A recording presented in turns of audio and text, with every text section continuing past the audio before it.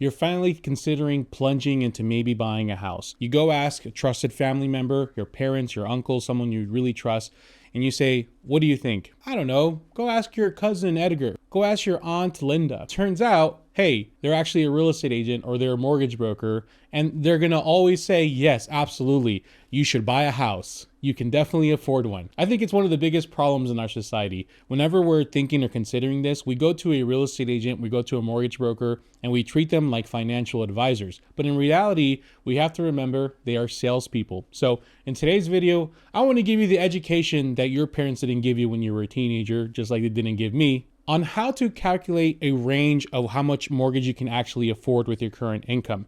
Not figure out what you can qualify for, because you're going to learn today that's a lot higher. But we're going to figure out what you can actually afford. And we're going to use 3 different examples based off the average incomes in generally the United States. And that's going to be someone who makes $30,000 a year, someone that makes $50,000 a year, and someone that makes about $100,000 a year. We're going to calculate each situation to see what a lender would qualify you for versus what you can afford. And then I'm going to give you the tools to calculate this formula for yourself, just by using your phone, using any basic calculator that you have in your possession. So let's start off with a very fundamental rule that we're just going to base all of our budget and all of our math in this video from, and that is the 50-30-20 rule. So essentially, broken down, your budget should look like this.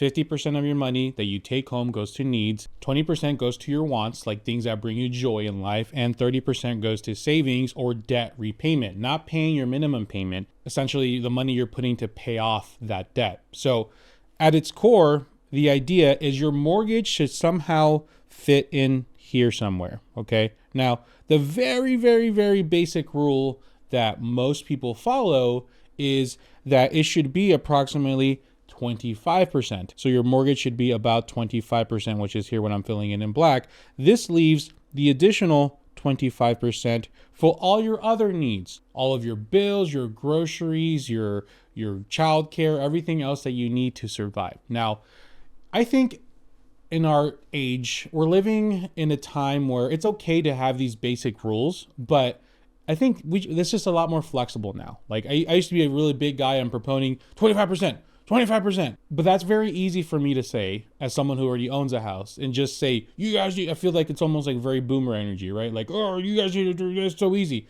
So instead, let me present something that's a little more flexible, but still restrictive. It's in my opinion that your mortgage payment should be in the range of 25 to 33% of your take-home income. So give or take around this range right now.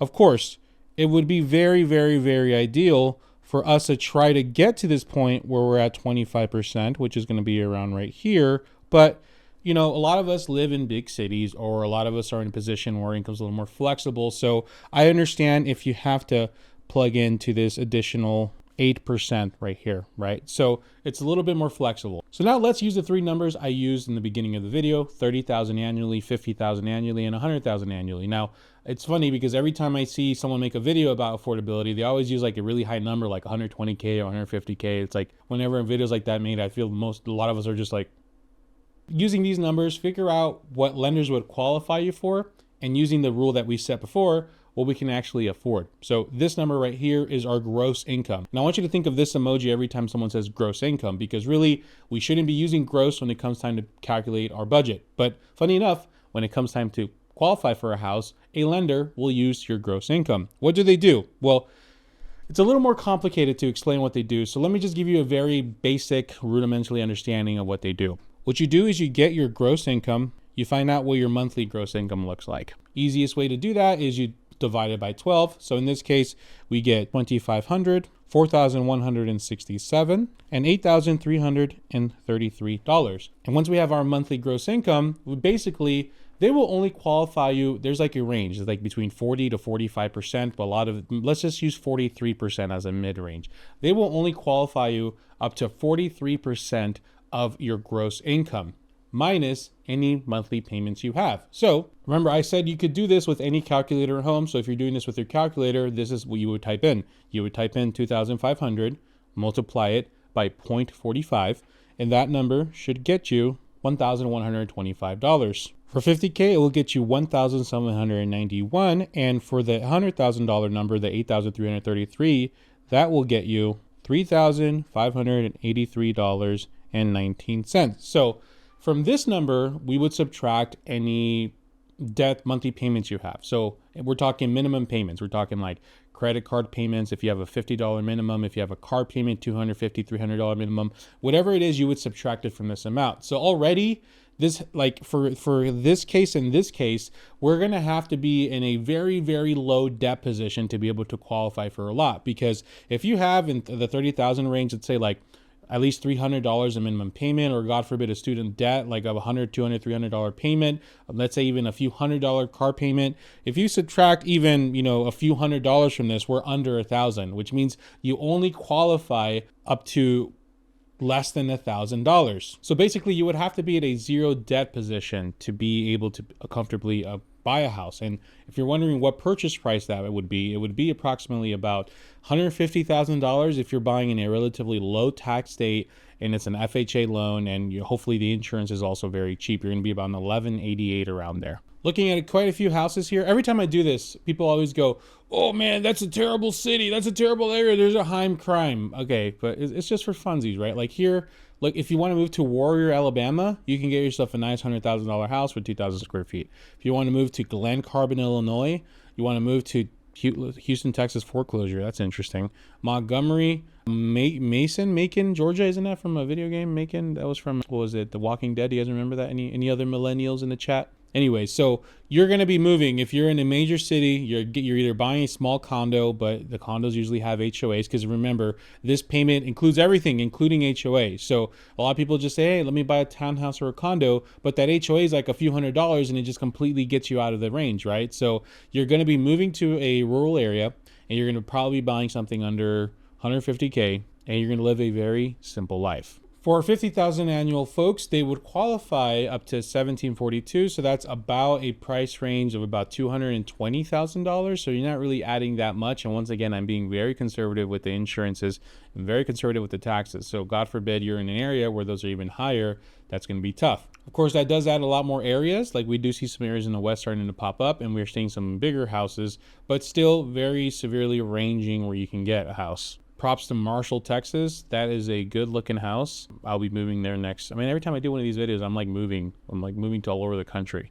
But yeah, that's nice. That's a good place. Now, someone in the comments will let me know that there's a murder in this area or something. And for our 100,000 folks with 7% interest, everything else the same, still being considered on the taxes and the insurances and whatnot, that looks like it goes all the way up to about 450K, which surprisingly is going to be now a lot more doable in most places around the country, unless you're like in some crazy city that it really has a lot of value. That probably will get you a house anywhere here, most general populations, and you're now in a much doable area. There was a time just a few years ago where $50,000 or an $1,800 payment was enough to get you in most areas, and it was very doable, very feasible. But unfortunately, those days are now gone. And according to the Federal Reserve of St. Louis data, economic data here, the average average median price right now is about $420,000, meaning if you're making about $100,000, you could qualify for a house in the average sales price. So you would only have to make six figures. Pretty awesome, right? But now let's actually look at what the affordability number looks like for these houses and see what the difference is. Now, the first thing we're going to do is we're going to calculate what the net is going to be. So whenever people send me their scenarios, I always ask for the net, but when they don't, what I do is I just basically get that gross amount and I multiply it by like 0.80, 0.75, just basically assume that they're paying 25% in taxes and they're really only taking home about 75% of that check. So in this case, that's what we're going to do, meaning this 30,000 range, we're going to go 2,500 times 0.75.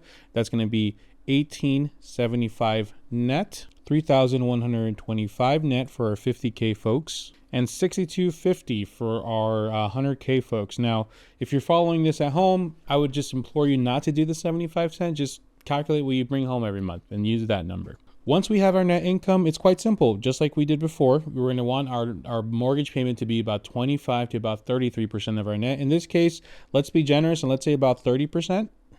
So right in the middle-ish. So we get our net income, which is 1,875.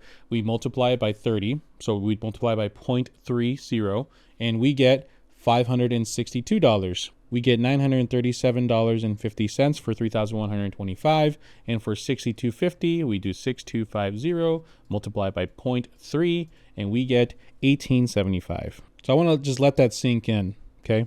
This is what they qualify for. This is what you can afford. If you want a good representation of what's wrong with our housing system, it's right there. When you use your gross income as a basis of if they qualify for a house, you're setting up people for failure. Yes, not as many people buy houses, so the economy is affected in that way. But look at the difference. Someone who's making $100,000 shouldn't be buying a mortgage payment of $3,500, where most banks would allow that, which is very similar, funny enough, to what the $50,000 people was able to qualify for. And the people making $50,000, although they could qualify up to $1,800 if they really push it, should only really be afforded a $937,000 house. And gosh, our 30,000 people need a monthly payment of $562. So where you went from maybe if you really push hard enough, you move somewhere completely in the middle of nowhere to just not possible. I'm going to show you guys how to work your way backward so you can kind of figure out when you have a monthly payment, what that means for a price. So use any calculator you can find. There's a ton of free ones online, like this is the bank rate one. If you have a little bit of money, I know Kyle Seagraves has one. That's one I was using, the Loan Clarity Advisor. I don't remember how much it costs, and I have a discount code in the description somewhere if you want. This one actually like shows you can put multiple loan options and you can see which one will save you more money. So really valuable. But once again, there's a lot of free ones. And what you do is you plug in all the right numbers. So I know like right now interest rates are not 5.27. I've been using 7%, just like a general range, and I hope that's still valid when you're watching this. Literally just type mortgage calculator on Google, and there's a bunch of free ones. I like the bank rate one because it's very visual and it's free, of course. They do give you all these like trying to sell you like different rates, which I just usually ignore. So we just plug in our numbers. Let's start off with just a basic threshold of what the average sales price is, which is about $425 right now. Let's do a 3.5% down payment if you're going that route. Let's do a loan term of 30 years. 7.18 is about the rate right now. And what we do here is I'm just going to leave the numbers they have here. If you really want to find out what these numbers are, you could talk to someone in the area. They'll give you a better idea. But the PMI shouldn't be 0. This is your mortgage insurance. If you're an FHA, I think it's 0.55 of the mortgage. All right, guys, let me put you on game real quick and show you how to calculate your mortgage insurance if you have an FHA loan.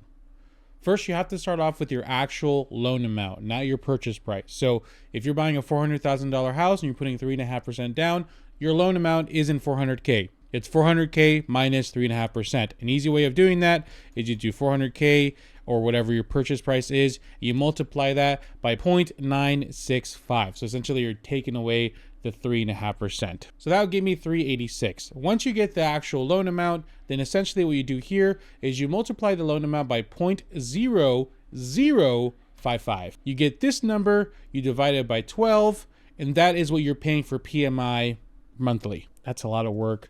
A lot of these calculators should be able to just put that on your own. So we're going to just use 187. If you're conventional, it's based off your credit. So it's a whole nother enchilada. So that's why, in my opinion, it's worth paying for a better mortgage calculator. We can see here, based off the property taxes in Arizona, they are a bit on the cheaper side. So I'm going to put like maybe about $150 a month. And then for homeowners insurance, ours is cheap. So we'll leave it at 66. So that gives us about $31.84. Okay. So I'm trying to get to, let's figure out the affordability for 100,000, which is $1,875. Really, we just start working our way backward. So let's try $300,000. Now this calculator sucks because it affects the down payment, but just have to plug it in again. Update. That gets us to $2,500. The property taxes should have changed as well. So let's do 150. PMI still 180. Let me also adjust the PMI. PMI got adjusted to 132 and leave this here. So we're about 2311, not quite there yet. So now we're probably, instead of going full 100,000, let's go like 250. Our taxes should be lower because we're in a lower bracket. PMI does change as well. Let me just, okay. So we're about 1932. We needed about 1875. So we'll say give or take, we're in a range between $200,000 to $250,000, right? So that's 30%. So we'll have our range there. So essentially, someone who's making about 6 figures, because the rates are so high, can only afford a comfortable price range of $200,000 to $250,000 for a house. So how this changes? Well, a few things. We can make more money, which is nice. Like, what a good idea. Let me just make more money. Just let me fart another 6 figures out of my ass. we put a bigger down payment. So we can like do like a 20% down payment. So now we can, okay, it's cheaper. So now we can push our price up a little bit, right? So now like, okay, now I'm at the same price range ish, and I qualify for another 50K. All that cost me is another $40,000-$50,000 for a down payment. So let's go back to 5%, or we get a nice cheaper rate. If rates dropped, let's say even to 4%, or let's go 5% and be more realistic, then things get better for everybody. So now we do 3.5%, 1631. Now we can qualify up to 320 with a lower rate. And now we can qualify up to 320. So here's the thing. I don't like having to wait for things to change around me. I like to take action, you know, but a lot of us are stuck in a position where in a big city and things are just unaffordable. So what do we do in the meantime while we find our sugar daddies or sugar mommies and they're going to buy us the house of our dreams? Well, in the meantime, if we go back to the budget calculator here, we can work on a few things, right? We can work on this aspect, the repayment. Like, do we have debts right now? While we wait for houses to adjust, let's work on getting debt free. Let's work on paying off our credit cards, paying off our car. So we're putting ourselves in an excellent position. So use that time to build yourself, to make yourself a stronger buyer. Because maybe once you pay off your debts, maybe once you start building your other investments, right? You start your retirement, you start saving more money for your savings, et cetera, maybe prices will adjust then. And if they don't adjust and they keep going higher and higher, then maybe that's when you have to have the stronger conversation of, well, we might have to move, but at least now you're in a position where you're moving with little to no debt. Plus you have a much bigger cushion of savings. And if you're just in a position where you're like in California and you're like, bro, my uncles and my mom and dad are here, I'm just not leaving LA, then listen, I will tell you this. I would rather much have a multiple six-figure investment portfolio where you have different avenues of your money being used and being saved and being, you know, retirement funds, you have 401ks, you have all the fancy stuff. I would rather have hundreds of $1,000s in all these accounts than own my house. Because at the end of the day, if you're that versus someone who owns your house, your family's going to be in a much better position if you die.